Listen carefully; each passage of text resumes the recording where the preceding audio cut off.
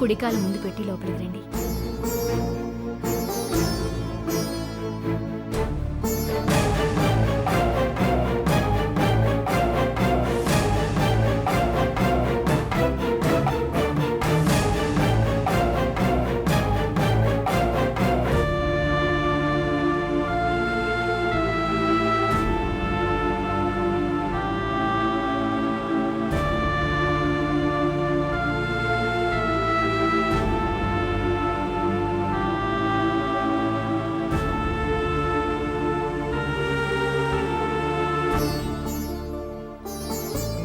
నాగేశ్వరి, నిన్నటి వరకు నేను ఒక సామాన్యుణ్ణి.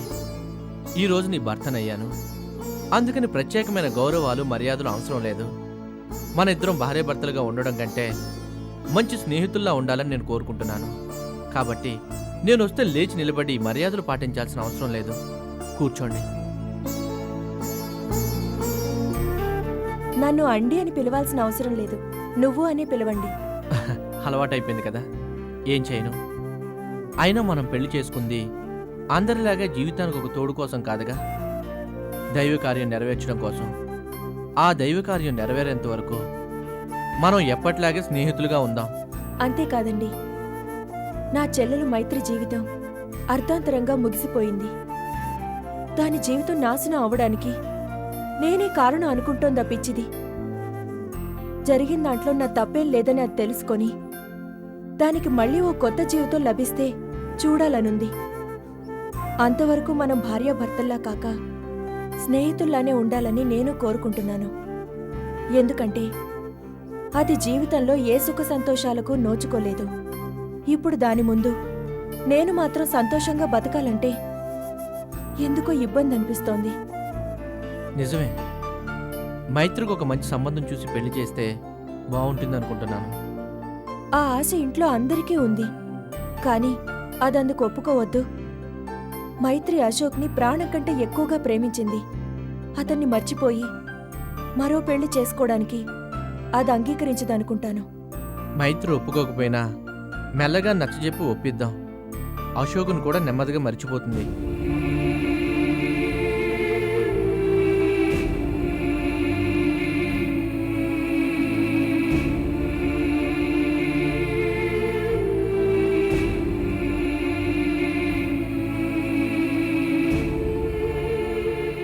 చూసావా అశోక్, నేను నిన్ను రక్షించుకోవడం కోసం దాన్ని ఎంతగా బతుకులాడాను.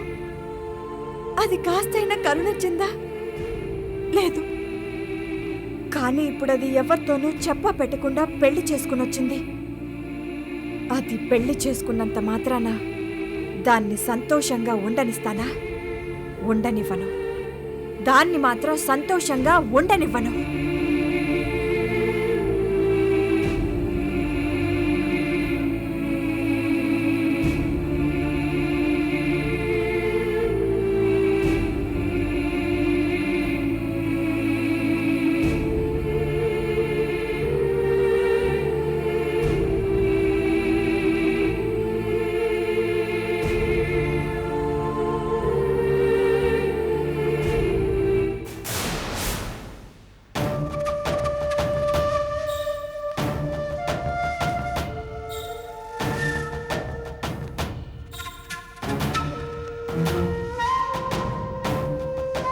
ఏంటక్క, బావేదో నీ గ్రూప్లో ఉంటాడనుకుంటే నువ్వు బావ ట్రాక్లోకి వెళ్ళిపోయావు.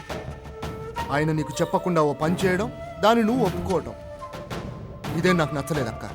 అయినా వాడు ఖతర్నాక్ మనిషిని ఇంతకు ముందే మీకు చెప్పాను. వాడిని ఇంటికి తీసుకురావడం, ఇంటల్లుని చేసుకోవడం వాడికో మర్యాద. చిచి, నాన్సెన్స్. విశ్వం, ఇప్పుడు నువ్వన్న అన్ని మాటలు నా మనసులోనూ ఉన్నాయి. మన టైం బాగోలేనప్పుడు కాస్త అణిగిమణిగి ఉన్నట్టే ఉండాలి. ఎందుకక్క కబుర్లు? నువ్వు అను వేసేస్తాను వాడిని. నాకు వాడిని చూస్తుంటేనే ఇరిటేషన్ వస్తుందక్క. రే, అనవసరంగా ఇరిటేట్ అవడం వల్ల ప్రయోజనం లేదు. మనం ఎంత మాట్లాడినా ప్రయోజనం లేదు అని తెలిసినప్పుడు మాట్లాడకుండా కూల్గా ఉండడమే మంచిది. అందుకే నేనప్పుడు వాళ్ళు పెళ్లి చేసుకుని రాగానే చూస్తూ సైలెంట్గా ఉండిపోయాను. అప్పుడు సైలెంట్గా ఉన్నావు ఓకే, ఇప్పుడు కూడా రియాక్ట్ కాకపోవడం ఏం బాగలేదు. మనమేమో దాని పెళ్ళైతే ఏం జరుగుతుందో తెలుసుకుందామని మనం ఆ జ్యోతిష్కుని దగ్గరికి వెళ్ళాం. వాడేమో ఆల్రెడీ పెళ్ళైపోయిందని మన నెత్తిలో బండేశాడు. చివరకు వాడు చెప్పిందే జరిగింది. అక్క, ఓ పని చేద్దాం, మనం ఆ జ్యోతిష్కుడి దగ్గరికి వెళ్ళి నాగేశ్వరి పెళ్లి సంగతి చెప్పి ఆ సిద్ధార్థ గారి జాతకం గురించి అడుగుదాం. అందుకు వాడు సరైన మనిషి కాడు. మరి ఎవరు? వైదేహి. వైదేహికి నీకు పడదు కదక్క. నేను వైదేహిని కలిసి మాట్లాడతాను, ఏర్పాటు చేయి. అలాగే.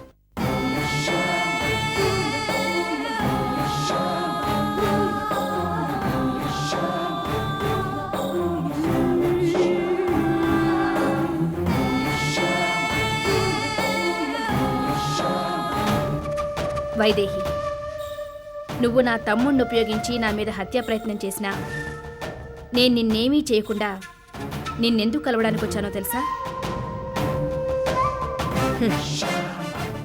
తెలియకపోవడానికే ఉంది. నీకు నా సహాయం అవసరం అయ్యుంటుంది. అవును, నీ సాయం కోసమే వచ్చాను. నేను సహాయం చేస్తానని నువ్వెలా అనుకున్నావు? నువ్వు నాకు సాయం చేస్తే అందువల్ల నీకు లాభం ఉంటుంది. లాభ నష్టాల సంగతి తర్వాత. ఇప్పుడు నువ్వు నా ఏరియాలో ఉన్నావు. నీ ప్రాణాలు నేను చాలా ఈజీగా తీయగలను.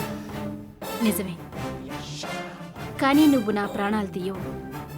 నా మీద నీకు అంత నమ్మకం ఏంటి? వైదేహి, నువ్వు జరిగిందంతా మర్చిపోయావని, తప్పకుండా హెల్ప్ చేస్తావని మా అక్కయ్య నీ దగ్గరకు వచ్చింది. విశ్వం, ఎందుకు అనవసరమైన అబద్ధాలు? నేనేమిటో, నా క్యారెక్టర్ ఏమిటో వైదేహికి బాగా తెలుసు. చూడు వైదేహి, ఇప్పుడు కూడా నువ్వు నన్ను నమ్మడం లేదని, నేను నిన్ను నమ్మడం లేదని మన ముగ్గురికి తెలుసు. ఇక నుంచి నువ్వు నా దగ్గర ఎంత జాగ్రత్తగా ఉంటావో నేను నీ దగ్గర అంతే జాగ్రత్తగా ఉంటాను. మనం శత్రువులమైనా మన అవసరం మనల్ని ఇలా కలిసి బతికేలా చేస్తోంది. తప్పదు. నాగేశ్వరి వల్ల మనకు లాభం ఉన్నంతకాలం ఈ గేమ్ తప్పదు. ఓకే, ముందు మ్యాటర్కి రా.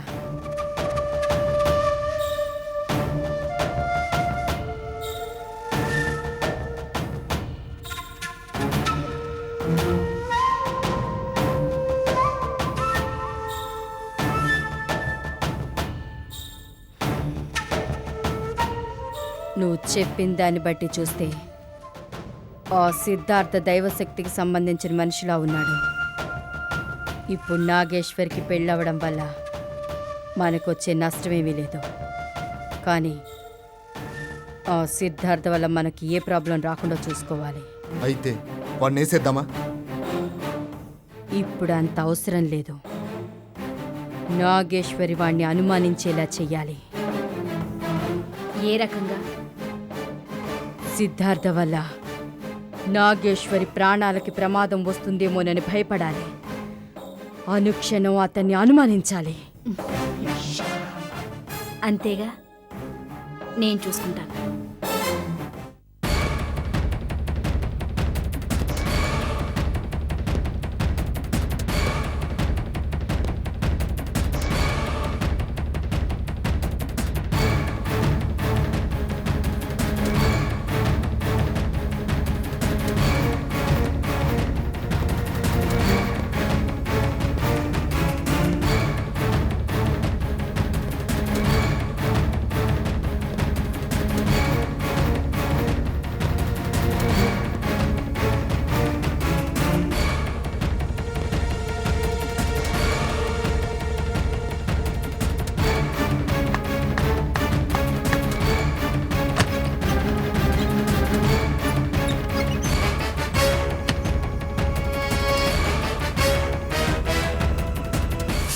ఏవేంది? మీరు చెప్పినట్టే నాగేశ్వరి కోసం కొండపల్లి వెళ్ళాను, కానీ ఆ అమ్మాయి అక్కడ లేదు. మరి నాగేశ్వరి మా మావయ్య గారి ఇంట్లోనూ లేక కొండపల్లిలో లేక ఎక్కడున్నట్టు? అసలు వాళ్ళ ఇంట్లో ఎవరెవరున్నారు? ఎవరూ లేరు. అందరూ ఆ ఊరు విడిచిపెట్టి వేరే ఊరు వెళ్ళిపోయారు. ఏ ఊరు వెళ్ళారు? తెలీదు. నేను అప్పటికీ అక్కడున్న చాలామందిని విచారించాను. నాగేశ్వర్ వాళ్ళు ఏ ఊరు వెళ్ళేది వాళ్ళెవరికీ చెప్పలేదట. అక్కడ ఎవరికి నీ మీద అనుమానం రాలేదు కదా? లేదు, నేను నాగేశ్వరికి దూరపు చుట్టానని చెప్పాను. గుడ్. ఇల్లు వదిలి వేరే ఊరెళ్ళే ఆలోచన దేవకిది అయి ఉంటుంది. నా ముందే అతి తెలివితేటలు ప్రదర్శిస్తోంది. వాళ్ళు ఊరు వదిలి వెళ్ళిపోయినా ఉన్న ఆస్తులు అమ్మడానికో చూసిపోవడానికో ఖచ్చితంగా వస్తారు. నువ్వు పని చేయి. నువ్వు మళ్ళీ కొండపల్లి వెళ్ళి అక్కడ ఎవరినైనా నాగేశ్వరి ఫ్యామిలీ గురించి వివరాలు సేకరించడానికి ఏర్పాటు చేయి. నాగేశ్వరి వాళ్ళ నాన్న కానీ అమ్మ కానీ వాళ్ళ ఫ్యామిలీకి సంబంధించిన ఎవరొచ్చినా వెంటనే మనకి ఇన్ఫార్మ్ చేయమను. అలాగే. ఒక్క నిమిషం ఉండు.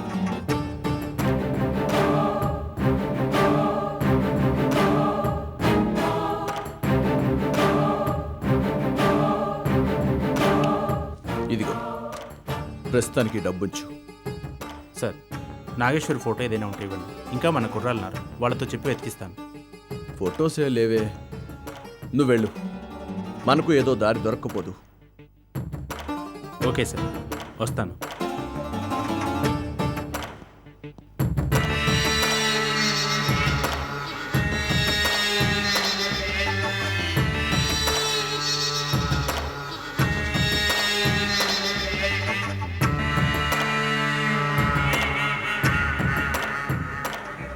అమ్మా, నాగేశ్వరి కొండపల్లిలో లేదట.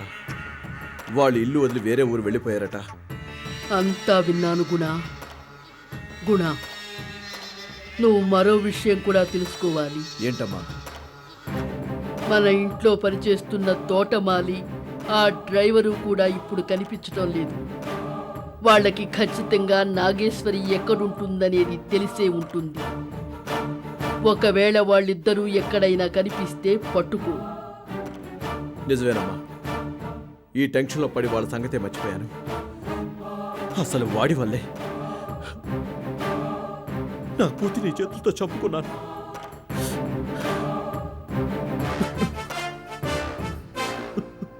ఏడవకు గుణ, ఏడవకు.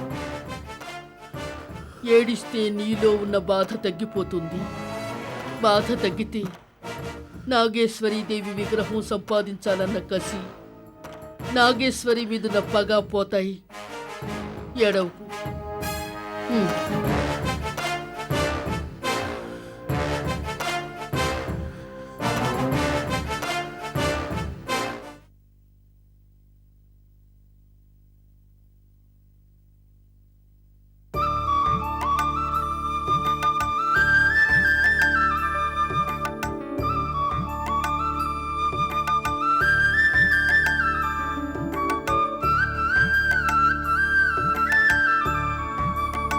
నాన్న,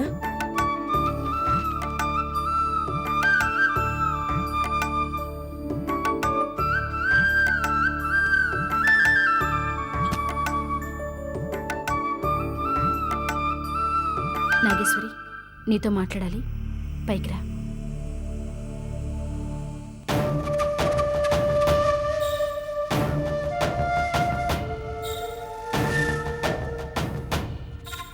ఏంటమ్మా?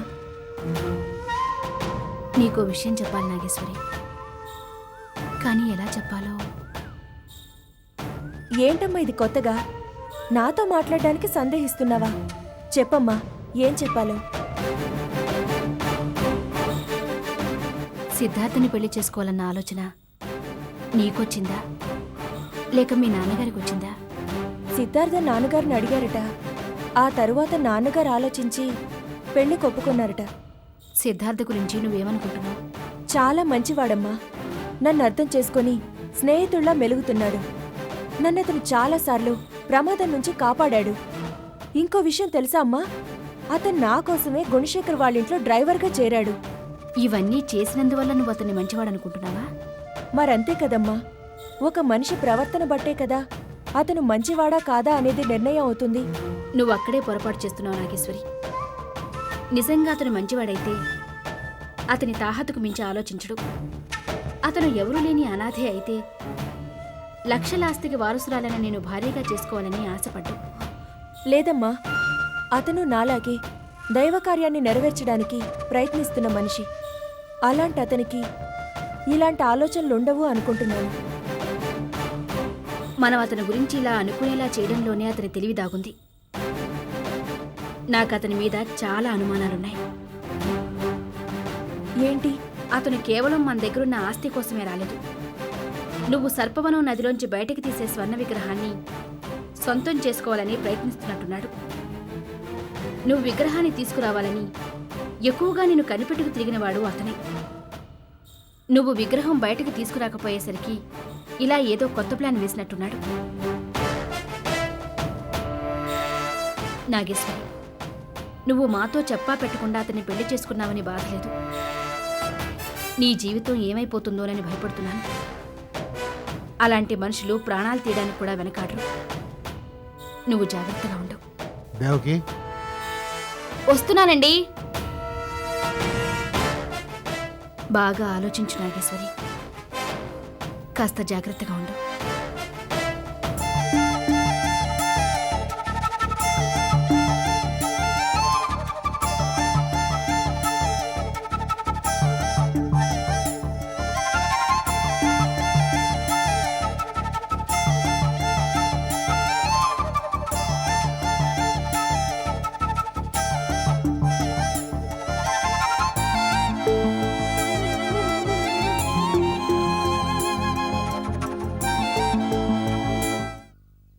నాగేశ్వరి, ఎక్కడేం చేస్తున్నావు? ఏం లేదు, ఊరికే ఆలోచిస్తున్నాను. దేని గురించి? మీ గురించే. నా గురించా? నా గురించి ఆలోచించే విషయాలు ఏమున్నాయి నాగేశ్వరి? నిజంగానే మీ అమ్మా నాన్న ఎవరనేది మీకు తెలియదా? ఏంటి నాగేశ్వరి వెర్రి ప్రశ్న? చెప్పానుగా, నాకు అమ్మా నాన్న అంటూ ఎవరూ లేరు. కాకపోతే ఇప్పుడు మీ అమ్మా నాన్నలే నాకు అమ్మా నాన్నలు.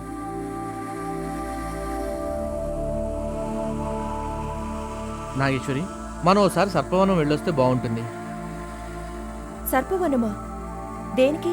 అక్కడ సన్యాసిని కలిసి మనం ఒకసారి ఆ విగ్రహం గురించి మాట్లాడొద్దాం. ఏంటి నాగేశ్వరి మాట్లాడు?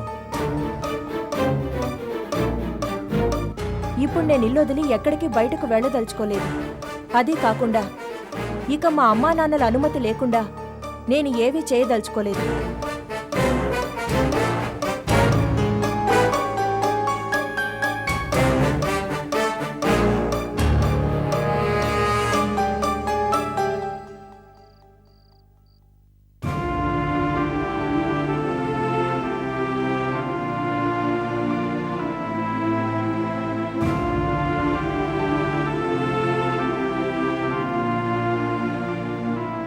గీత,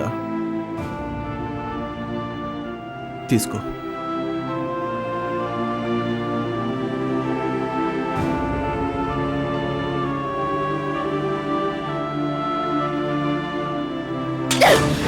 వెళ్ళిపో, వెళ్ళిపో.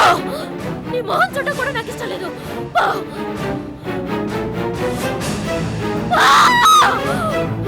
వెళ్ళిపో.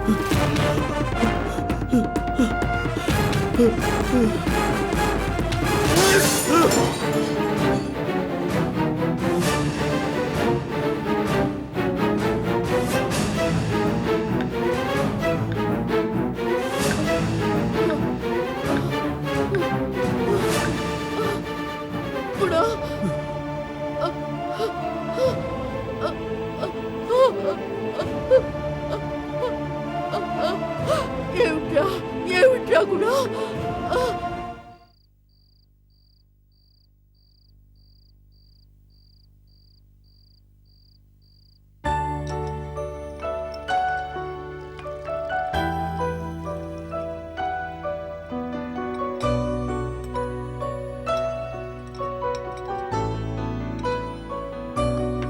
మైత్రి, రా మైత్రి.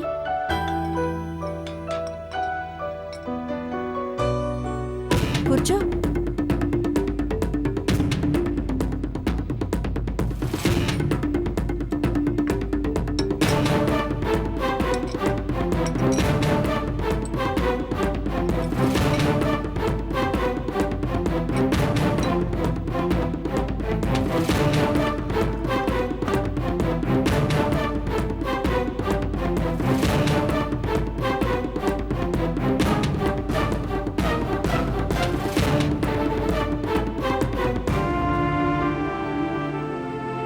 నాగేశ్వరి,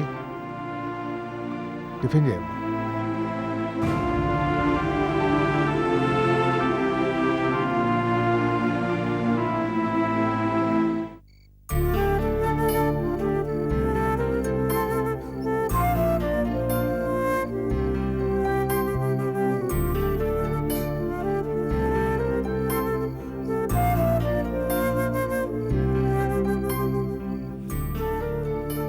నాగేశ్వరి, మైత్రి అలా బిహేవ్ చేసిందని బాధగా ఉందా?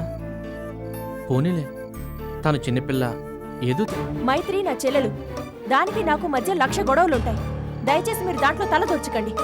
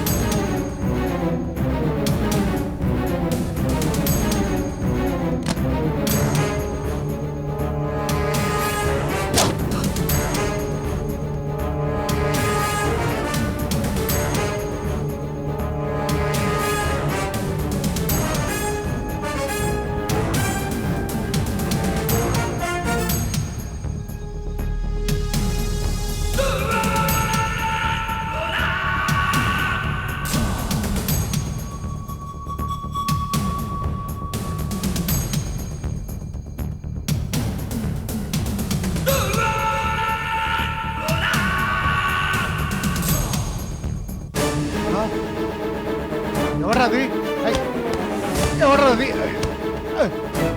అమ్మా నాగేశ్వరి నాగేశ్వరి ఎవరది అమ్మా నాగేశ్వరి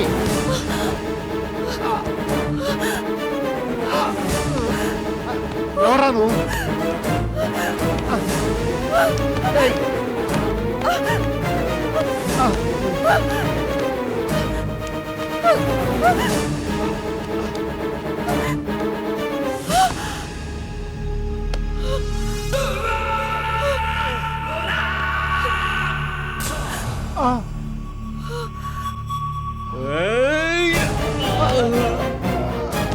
నాన్న!